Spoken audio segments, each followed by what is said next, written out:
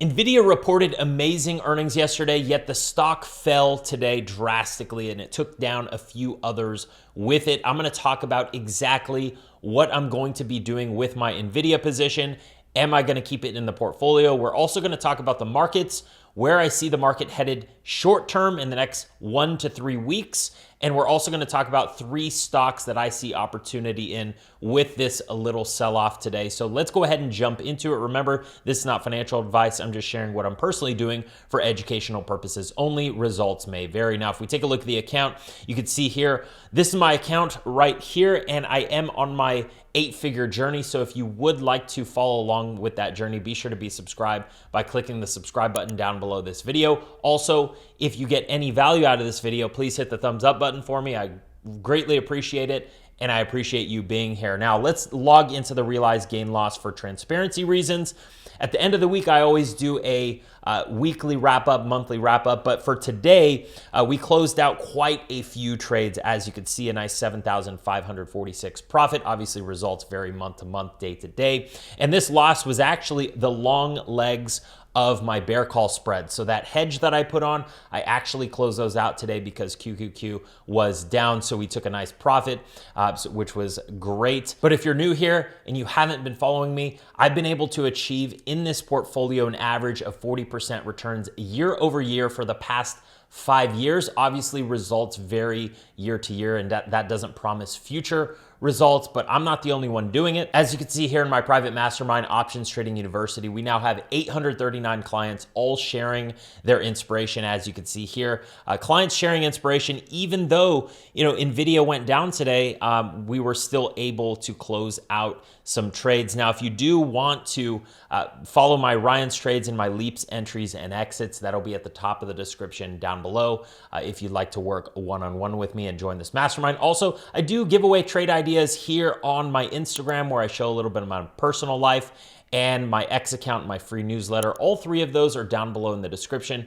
Be sure to be subscribed to those because they're all free. Now, let's go ahead and jump straight into the market. So the first thing I look at every single week is the CME FedWatch tool. This tool has kept me safe during bull markets and anticipating bear markets, okay?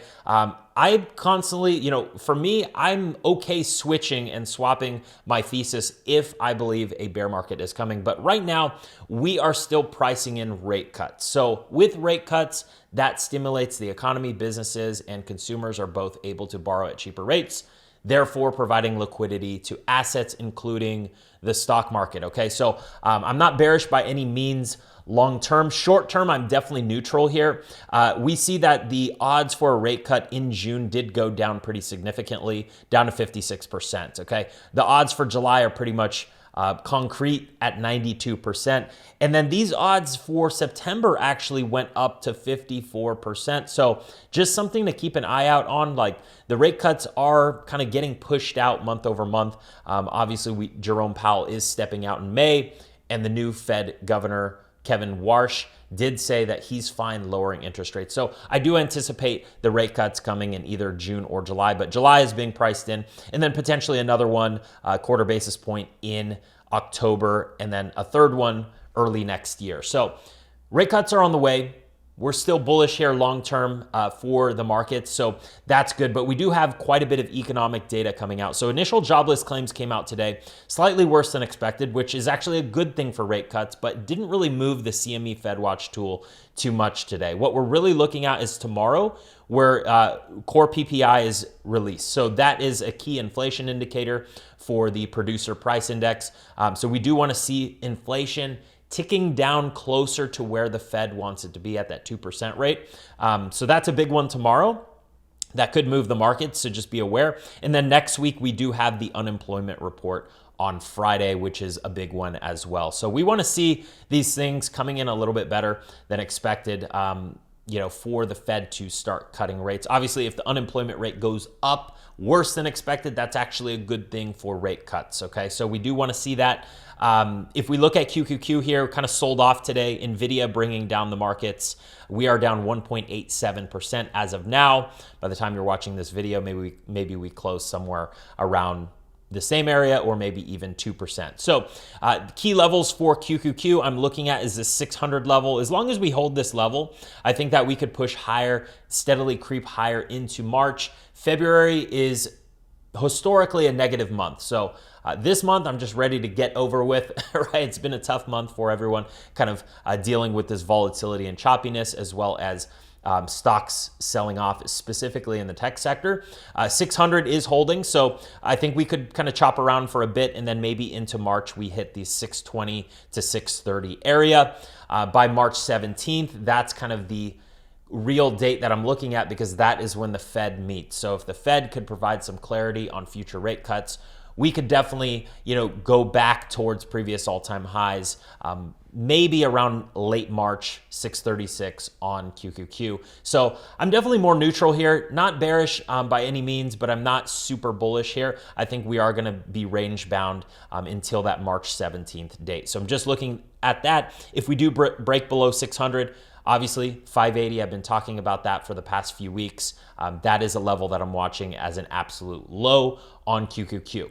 Now, if we take a look at VIX, we did spike back into the 20s just now. So there is fear in the market here, and that's a good thing for option sellers because I'm able to deploy more capital. And if we look at the VIX cash allocation levels, right now we are at VIX 20 to 25. So there's a lot of fear in the market. So we just flipped from this level where I could have technically 20 to 25% cash. I was at 16%, but now VIX is back above 20. So I'm on the more conservative side with 16% in cash. Ideally, I could deploy a little bit to put on some more positions into this fear. But I'm going to wait until tomorrow, see what happens. But again, this is what keeps me safe during bull markets and bear markets, because what most people don't understand is that, like a typical buy and hold investor, which I used to be a very long time ago, I'd be buying the tops, right? And I'd be being 100% invested at the top and have no cash at the bottom. But as an option seller, I want to make sure that I have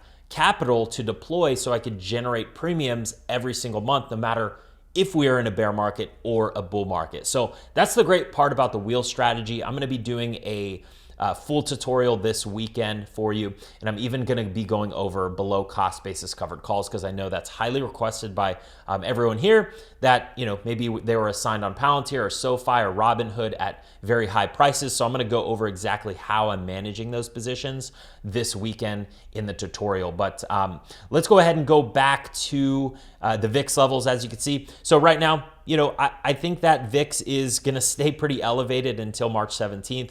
But again, taking advantage of any opportunity. If we look at the market, overall market health too, I like to look at the US 10-year Treasury, look at the yields. We've been stuck above this 4% area for quite a while, but if we could break down below into the 3% area, okay, and kind of follow this downward trend, that's going to provide key liquidity for the stock market, okay? So we do want to see an area like this back in early mid-October where the market was making new all-time highs, because obviously the bonds, 10-year Treasury yields broke down below into the threes. Why is that important? Well, if Treasury yields are only the risk-free return, right, on a US Treasury is only paying somewhere in the threes, right? That's barely beating inflation. So what people do is they start, letting their bonds expire or taking out, selling off those bonds and allocating to something that's going to beat inflation, which is higher risk assets like equities. Okay, so something I'm looking at, and we're getting close to that level. So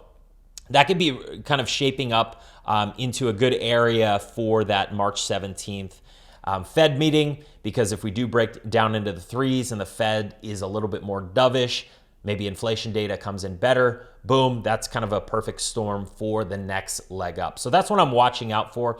S5FI, which is S&P 500 stocks above their 50-day moving average, is heading downwards as well. We're currently at 62% of stocks above their 50-day moving average. So we're not overbought by any means, but we also aren't oversold by any means, which tells me a lot of this has been just sector rotation. We saw, energy, retail, defensive stocks getting a lot of traction in the past 4 weeks. Oil obviously creeping up here too, so energy stocks are doing very well. I also like to look at XRT, which is the S&P Spider Retail ETF. this thing is kind of a clear indicator on the economy. If this thing is tanking, right, retail is doing bad, that is not a good look for the economy. But XRT is looking pretty healthy here. So, not too worried about that. But let's go ahead and dive into it. I do want to talk about quickly NVIDIA's Jensen Huang. So Jensen Huang, the CEO, he also mentioned that the market has it all wrong with the AI threat to software companies. If you look at, how this sell-off has occurred, some stocks like Intuit, right, which makes, one of their softwares is QuickBooks. It's widely used by many businesses. In fact, my business uses QuickBooks. Sold off and lost hundreds, tens of billions in market cap in just a few weeks. Okay, so this thing sold off quite a bit. Salesforce, I know CRM, Salesforce got hit quite a bit, losing tens of billions in market cap, right? So these companies are just getting absolutely smashed. ServiceNow, right? Not, this one tanked, not really coming back as well. We haven't seen any type of recovery. So there's a big shift in the market with this whole AI narrative. So, that's why we've seen so much volatility in the past few weeks. But again, I think that some of these companies are going to start bouncing back. Nvidia announces financial results for fourth quarter, fiscal 2026. Record quarterly revenue of $68 billion, up 20% from Q3 and 73% growth year over year, okay? Record full year revenue, $215 billion, which is up 65%. I mean, amazing results and amazing guidance. In fact, their guidance, if we scroll down, you could see that they said their expected revenue is $78 billion, which is plus or minus 2%. Okay, that's more than expected of what the market analysts expected. Great quarter. Awesome revenue, awesome profit margins, gross margins, 73%, net income growth of 94%, gap income 94% year over year. This is insane, right? This is absolutely insane. And if we look at the stock has just sold off, right? Nvidia is currently, let's move this actually. Nvidia is currently trading down 5.37% from all-time highs. Nvidia is trading down about 12.76%. Now, this is actually a really good opportunity. For me, this was amazing because I had the 175 put options down here, okay, at the lower Bollinger Band. Now, obviously, I didn't get assigned to actually close them out at a profit today. But what I did was, I said, hey, the company has great earnings, okay? Solid earnings. They're growing at 70% plus rates. And they have been trading above this, this 170 area for the past almost a year, right? For the past year. So for me, I think this is a great premium generator. So what I did, and let's go into the account. Remember, this is not financial advice. I'm just sharing what I'm personally doing for educational purposes. Only results may vary. But if we take a look at the account, okay? So I closed out my entire 175 put options. I was at like 96% of premium today, and those expire tomorrow. So I closed those out and I put on some new ones. As you can see here, I'm still maintaining a 122K position in Nvidia. I sold 7 more 175 put options to collect about $2,900. Now, what I did was I went out to March 27th and I said, hey, 175 to 31 delta, 3.2% right now. Obviously, if results vary there. But I said, I'm fine getting assigned at 175. That's at the lower Bollinger Band if this thing goes down there. So I've been able to do this for the past several months, picking up anywhere from 2.4. If we look at the collateral, we're at the 170s. There's about $400 a premium there. 175s, $540 a premium. And the collateral there, the range on that is about 2.3 upwards of 3.1%. I'm super happy with that. That's amazing on a quality company, right? With great earnings. So I've been kind of sticking in that range, and that's what I did there. Obviously, results vary. And if the stock does go down below 175, I will be forced to buy 100 shares. But I got paid to do it, right? A dollar cost average, but I'm getting paid to do it because I'm selling those put options. So that's why I love cash secured puts on companies like this, quality companies with upward trending charts. Okay, so speaking of quality companies with upward trending charts and good premiums, let's talk about the 3 other companies that, actually 4 other companies that got hit all right, and that I'm looking at for more opportunity. So the next one is CLS. CLS fell off a cliff today, about 6.6% down, and it's down at that area where we've seen historically this thing gets bought up by someone. There's some institutional investor there just hitting the bid around 272. So if this thing gets down there, it wouldn't be surprising if this thing shot back up tomorrow or on Monday. So what I did there, okay, was I sold some more puts. So again, I like CLS, low PE. So the theme of my portfolio this year is diversifying out of those retail favorites like Palantir, SoFi, Robinhood. I still love those stocks and I'm keeping them in the portfolio. In fact, I have a lot of shares, right? But I want to diversify into ones that aren't really talked about, here on YouTube and stuff like that. So CLS, low PE, 37 PE. They make switches for AI data centers. They're partnered up with Google, right? So they have many partners actually, but Google's one of them. And the stock looks very good. So if we go into the portfolio, okay, you're going to see that I have quite a bit of shares, okay, about, let's call it 113K worth of shares. And then we sold more cash secured puts. So I sold some more cash secured puts today because I wanted to take advantage of this volatility. So I went out to March 27th, right? And I went to the 250 strike. Now, I have the 255s as well, but I'm comfortable anywhere between 250 and 255. That's the 29 delta to 32 delta. If I wanted to be very safe, I'd go to the 245 strike, right? 245 strike, there's about, let's call it $1,020 in premium. And the 255 strike, there's about $1,395 in premium. And the range on collateral there is anywhere from 4.3 to 5.7% in 29 days. Obviously, results vary, and if the stock goes below those strike prices, I'll be forced to buy 100 shares. But for me, that's fine because I'd be dollar cost averaging, right? I have 400 shares at 310, which I'm selling covered calls on, 310, collecting great premiums. And then I'd be able to dollar cost average, kind of bring my average down probably into the 275 area if I got assigned on these shares. So definitely a good play there. Really liking CLS, strong company, great earnings. Obviously they beat and they're highly needed in this data center expansion. All these companies are spending, hyperscalers are spending so much on data center expansion, and who wins? Who benefits? The picks and shovels, right? CLS, the switches. So I really like CLS. The next one is WDC. This one has finally been consolidating. PE ratio is 27. They have reported amazing earnings. They actually sold off part of their SanDisk holdings so they can pay off more of their debts, which is what investors want to see, right? These companies reducing their debt loads. So that is exactly what I want to see. And it's been consolidating, which provides for good cash secured put opportunity. So I'm really liking WDC here. If we go into the portfolio, you could see that I have about 75K worth of cash secured puts at the 250 level. All right, right now, if I had to put on some new ones, I'd go out to March 27th, and I would probably go to the 25 delta, which is the 240 strike. And then if I wanted to be aggressive, I'd get more 250s. So the range there is there's about $1,100 all the way up to $1,400 in premium.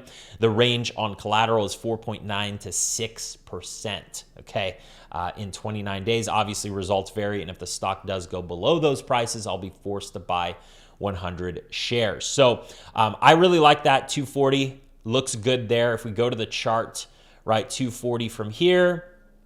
Obviously, this thing has been in a tight range, but the stock would have to fall about 12.5%, which is below the lower Bollinger Band. That would be a great entry. I mean, we haven't seen those prices since the beginning of the year. And the PE ratio would probably be somewhere in the 24 or 23 area. So I'm really liking that. It's a quality company, low PE. Again, a very strong chart, one of the most beautiful in the stock market in the past year and a half, 2 years, okay? The next one's TSM. TSM finally had a down day here. This thing has kind of just been running up after earnings, really hasn't had much consolidation. So this was the first day I saw it down about 3.9%, probably because Nvidia is taking everything down with it. But a wonderful company and wonderful opportunity. They had amazing earnings. PE ratio is 34. Chart looks amazing, right? Let's go into the portfolio. and we could take a look. So I currently only have one cash secured put, 33K worth, but I'm probably going to adjust these.